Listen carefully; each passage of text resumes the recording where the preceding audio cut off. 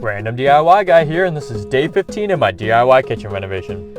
So we left off prepping these cabinets for primer and paint, and now it's time to actually get into it. So we're going to be spray painting all this cabinetry so we get a perfectly smooth, more factory look finish. Graco was awesome enough to send over their Magnum X7 True Airless Paint Sprayer.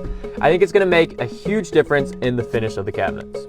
When it comes to setting this guy up for the first time, it was super easy to do. They have step-by-step instructions and videos that were super helpful, and then I was able to jump into the priming. So we're going to be priming everything twice, mainly the new cabinetry or the bare wood, because you want to have something for the paint to really adhere to.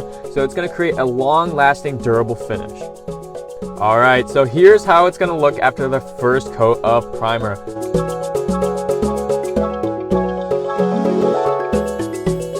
Sherwin-Williams Pro Classic line. It leveled very smoothly. I was very impressed with how it turned out.